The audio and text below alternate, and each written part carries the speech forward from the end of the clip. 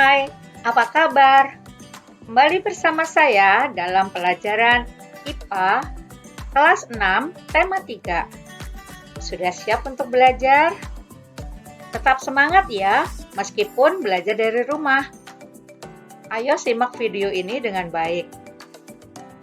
Pada video kali ini, kita akan belajar tentang rangkaian listrik. Nah, bagi kalian yang baru bergabung dengan channel kami, jangan lupa klik tombol subscribe dan aktifkan lonceng supaya kalian mendapat info terbaru tentang pembelajaran. Ditonton sampai habis ya. Sebelum kita masuk ke dalam materi, saya akan membahas alat-alat listrik yang biasa digunakan dalam rangkaian listrik. Yang pertama adalah sekring. Gunanya untuk memutus arus listrik jika terjadi hubungan arus pendek. Ini saklar. Tentu kalian sudah sering melihatnya, bukan? Saklar gunanya untuk memutus dan menyambung aliran listrik. Kalau ini stop kontak. Gunanya sebagai perantara aliran arus listrik dari sumber listrik ke dalam perangkat. Apalagi komponen listrik yang lain? Komponen listrik yang lainnya, fitting. Fitting biasa disebut juga dengan dudukan lampu. Fitting digunakan untuk memasang lampu. Kabel. Kabel sebagai penghantar listrik. Kabel ini terbuat dari kawat tembaga. Ini kawat tembaga. Kalau yang ini namanya steker. Tentu kalian juga sering melihatnya. Gunanya untuk menghantarkan listrik ke stop kontak. Rangkaian listrik adalah susunan alat-alat yang dihubungkan dengan sumber listrik sehingga menghasilkan arus listrik. Alat-alat yang memanfaatkan arus listrik tersebut biasa kita namakan sebagai alat elektronik. Contoh alat-alat elektronik: televisi, lampu bohlam, setrika listrik, dan masih banyak lainnya. Jenis rangkaian listrik. Berdasarkan mengalir tidaknya arus listrik, ada dua jenis, yaitu rangkaian terbuka. Susunan alat-alat listrik yang terputus sehingga arus listrik tidak dapat mengalir. Rangkaian tertutup. Susunan alat-alat listrik menyambung, menyebabkan arus listrik dapat mengalir, sehingga dapat menyalakan alat-alat elektronik. Kita simak animasi berikut ini. Tampak di sini, ketika rangkaian ini terbuka, lampu tidak menyala. Sedangkan ketika rangkaian ini tertutup, lampu menyala. Jenis rangkaian listrik lainnya. Sekarang rangkaian listrik berdasarkan susunan alat-alat listriknya. Ada 3 rangkaian listrik, yaitu rangkaian seri, rangkaian paralel, dan rangkaian campuran. Mari kita bahas satu persatu. Ini rangkaian seri. Ciri-cirinya disusun berurutan. Kabel tidak bercabang.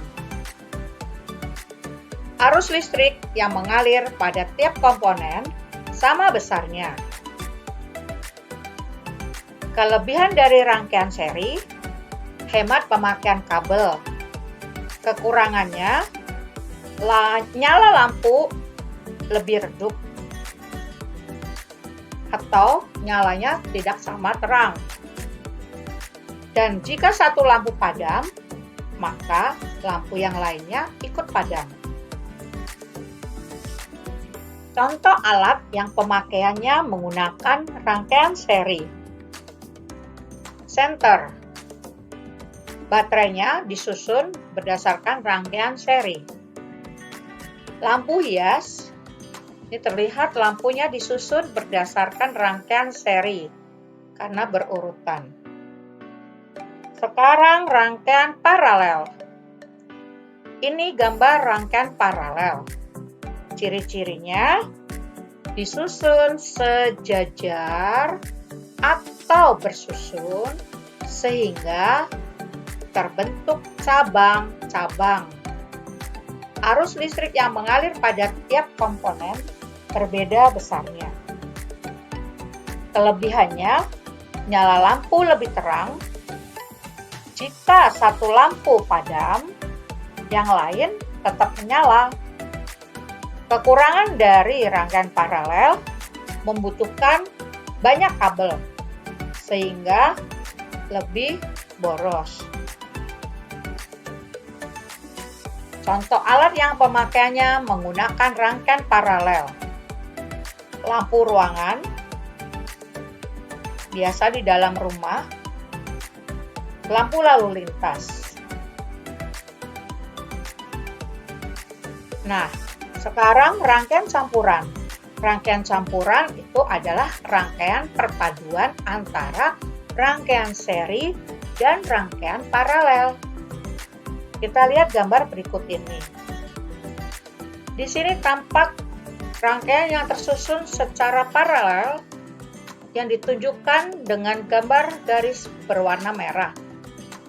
Sedangkan yang disusun secara seri atau berurutan digambarkan dengan warna ungu. Inilah rangkaian seri, paralel, dan campuran. Nah, kita lihat video percobaan membuat rangkaian seri dan paralel yang dilakukan oleh Muhammad Akhtar Adisa Rahman bersama Bunda Dini Ika dari SDN Pegangsaan 2, 05 pagi. Mari kita simak video berikut ini. Rangkaian listrik seri. Coba dihidupkan. Ya, nyala. Kelebihannya apa, Tar? Lebih sedikit. Menggunakan apa? Apa ini? Kabel. Kabel. Coba salah satu kita matikan. Coba dihidupkan lagi. Nah, tidak hidup. Ketika salah satu bohlamnya yang satu mati, yang satu ikutan mati. Coba nyalakan lagi. Oke. Nyalanya lebih terang yang sebelah kiri. Oke, ini kiri jalur yang lebih ke sini. Rangkaian paralel. Plusnya di mana, Tar? Di sini. Yang mana? Itu plus ke kiri. Coba dinyalakan. Nyala. Nyalanya lebih terang dibandingkan dengan yang seri. Kelebihannya apa, Tar? Kelebihannya itu kalau salah satu dimatikan, bisa lagi tetap nyala. Dicoba yang salah satu dimatikan. Kita coba. Ya, salah satunya tetap nyala, yang satu mati. Kurangannya? Menggunakan kabel banyak. Oke. Nyalain lagi, satu lagi. Oke, terima kasih.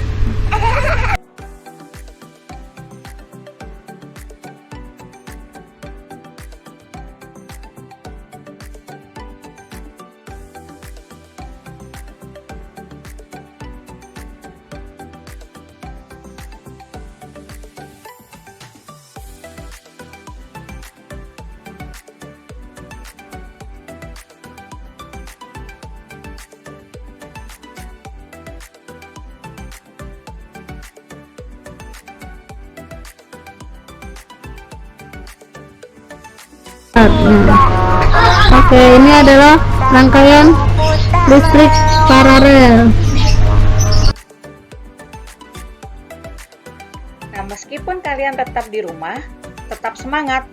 Kalian bisa mencoba melakukan percobaan seperti yang dilakukan teman kita, Muhammad Akhtar, supaya kalian bisa lebih mengerti. Tapi lebih baik dengan didampingi orang tua ya.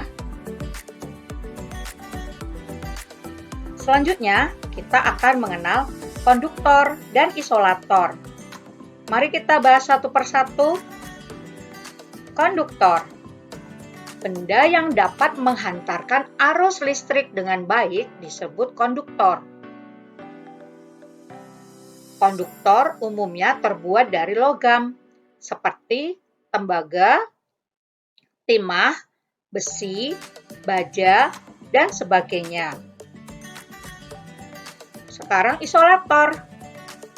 Benda yang tidak dapat menghantarkan arus listrik disebut isolator. Isolator umumnya terbuat dari bahan bukan logam, seperti karet, plastik, kayu, dan sebagainya. Nah, apakah air bisa mengalirkan listrik? Rupanya ada air yang bisa mengalirkan listrik, tapi ada juga yang tidak.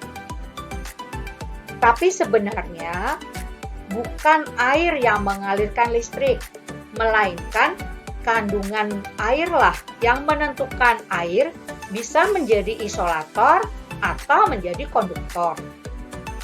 Air murni atau air sulingan adalah isolator, karena air ini terbentuk tanpa adanya kandungan mineral. Sedangkan air biasa itu termasuk konduktor. Apa sih yang disebut dengan air biasa? Air biasa itu adalah air ledeng, air pump, dan air hujan. Nah, air biasa ini mengandung banyak mineral yang larut dalam air. Misalnya kalsium, magnesium, zat besi, dan sodium. Dengan adanya kandungan itu, listrik bisa mengalir melalui cairan. Ketika banjir, biasanya listrik dipadamkan. Mengapa? Hal ini dilakukan agar orang tidak tersengat listrik atau kesetrum, karena air pada saat banjir banyak mengandung mineral yang dapat menghantarkan arus listrik. Jadi, kalian harus berhati-hati saat banjir ya. Oke, cukup sekian dulu pemaparan materi rangkaian listrik dari saya. Semoga kalian paham dan bermanfaat. Untuk mendukung channel ini, jangan lupa subscribe, like, dan komen ya. Terima kasih dan sampai jumpa lagi. Bye-bye.